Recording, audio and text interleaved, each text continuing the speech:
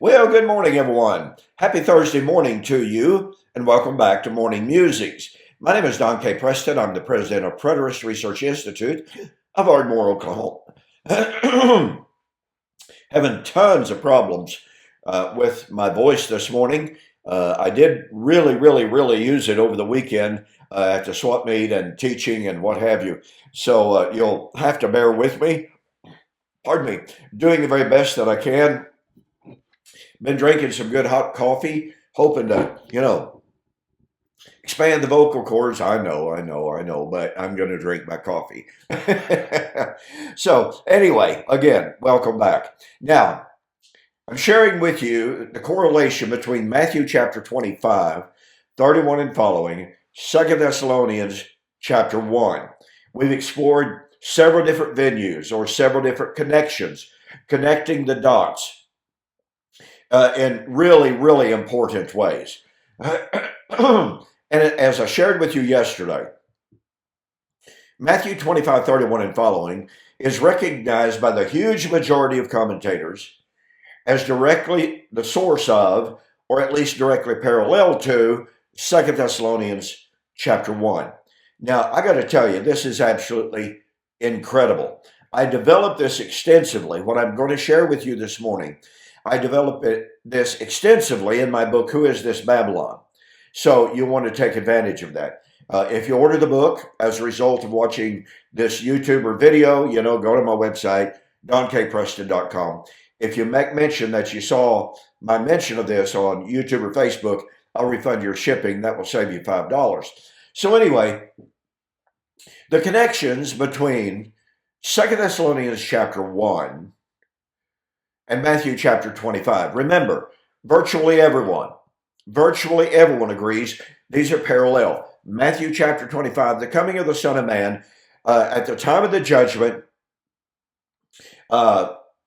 everlasting life, everlasting condemnation. 2 Thessalonians chapter 1, the coming of the Lord in judgment, in this case, everlasting judgment and or condemnation and everlasting life. Okay? So the source of 2 Thessalonians chapter 1 is Isaiah chapters 2 through 4. Now, I've already shared with you that Joel 2 and 3 also lies behind 2 Thessalonians chapter 1. I've shared with you how Isaiah 66 lies behind. John A.T. Robinson in his book, The Parousia, said that 2 Thessalonians chapter 1 was a pistache of Old Testament citations, echoes, what have you. And what he meant by that was that,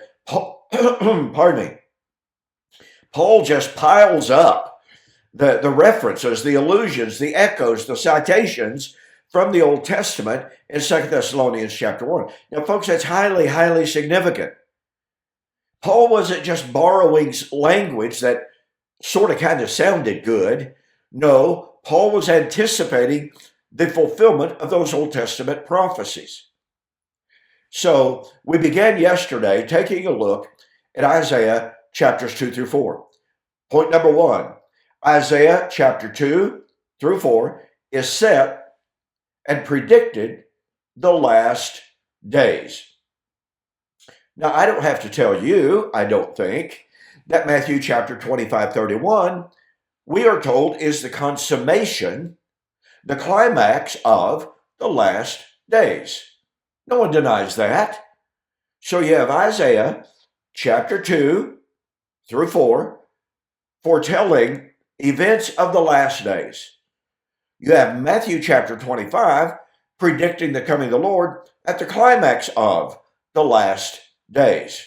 Now, we are told, of course, that Matthew chapter 25 is the coming of the Lord at the end of the current Christian age. The end of time. The coming of the Lord at the end of time. And I'm sorry, folks, that will not work. In order to demonstrate that, let's take a little closer look at Isaiah chapter 2 through 4. In Isaiah chapter 2, after telling us of the last days, the establishment of the Messianic temple, the mountain of the Lord's house, after telling us of the establishment of the kingdom, it then castigates Old Covenant Israel for her sinfulness. Now ask yourself the question. If Matthew chapter 25 is about the judgment at the end of the Christian age, and if Matthew chapter 25 is the same coming of the Lord, as we will investigate from Isaiah, as foretold by Isaiah chapter 2 through 4, then one has to ask the question that is particularly pertinent and relevant for the amillennialist and the postmillennialist, and even the dispensationalist, who tell us, especially the amillennialist and postmillennialist, God was through with Israel at the cross. Now, I'm aware of the fact that postmillennialists believe that Israel will be converted at the end of the Christian age. That is not true. That is false. That's another subject for investigation. But here's the question. If Matthew chapter 25 is predicting the same coming of the Lord as Isaiah 2 through 4, then why is Isaiah focused on the last day's judgment of Israel? According to millennialism and postmillennialism, the last days don't have anything to do with Israel. They don't have anything to do with the judgment of Israel. Remember, particularly in the amillennial construct, God was through with Israel at the cross. Yet here in Isaiah chapter 2, verses 5 to 9, God is condemning Old Covenant Israel for her sin. Why is God concerned with Old Covenant Israel in the last days if the last days is a reference to the Christian age, which is dealing only with the church, or so we're told? You see, this is a problem. This is a massive problem. But that's not all. I want you to notice now verse 10 and following. Enter into the rock, hide in the dust from the terror of the Lord and the glory of his majesty. The lofty looks of man shall be humbled, the haughtiness of men shall be bowed down, and the Lord alone shall be exalted in that day. For the day of the Lord of hosts shall come upon everything proud and lofty, and everything lifted up, and it shall be brought low. Upon all the cedars of Lebanon that are high and lifted up, and upon the oaks of Bashan, and upon all the high hills, and upon the hills that are lifted up, and upon every high tower, and upon every fortified wall, upon the ships of Tarshish, and upon all the beautiful sloops.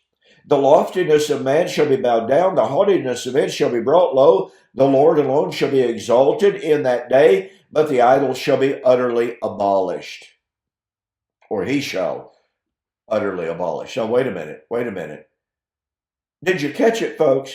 Now, remember, next Monday, I'm going to demonstrate something absolutely, totally amazing. And that is that Paul quotes directly from Isaiah 2:10 in 2 Thessalonians chapter 1. I'm not aware of any scholar who takes and pays attention to the New Testament usage of the Old Testament. I'm not aware of any scholar, maybe, I'm just not aware of them, that denies that Paul was quoting from Isaiah chapter 2, verse 10. as we shall develop further, I want you to notice the language. Enter into the rock, hide in the dust from the terror of the Lord. Now then, very quickly, let's go down to verse 19. They shall go into the holes of the rocks and into the caves of the earth from the terror of the Lord and the glory of his majesty when he arises to shake the earth mightily. In that day, what day is this? The day of the Lord, the day the Lord arises to shake the earth mightily. A man shall cast away his idols of silver and his idols of gold, which they have made, each one for a man to worship.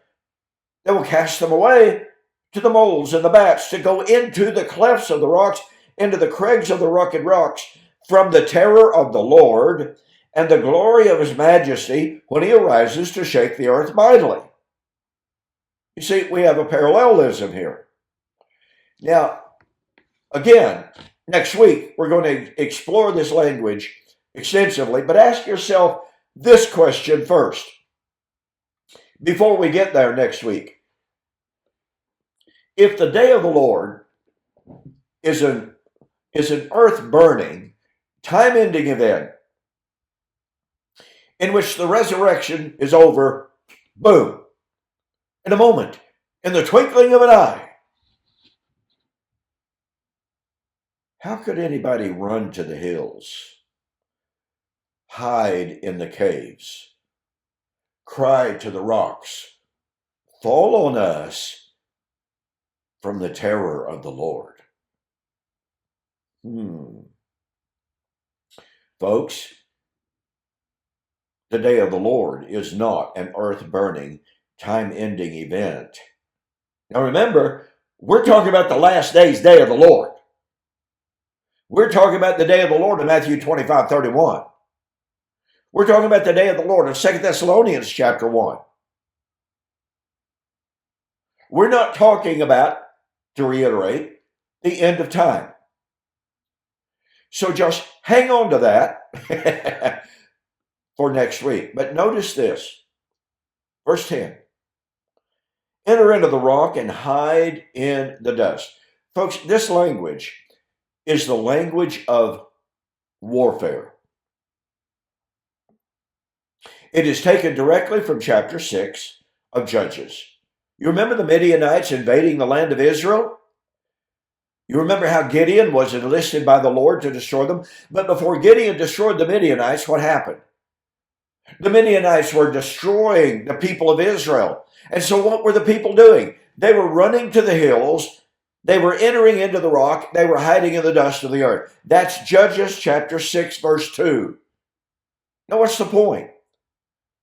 Isaiah is using the language of warfare, historical warfare, in which one army invades a nation and the people flee. They run to the hills.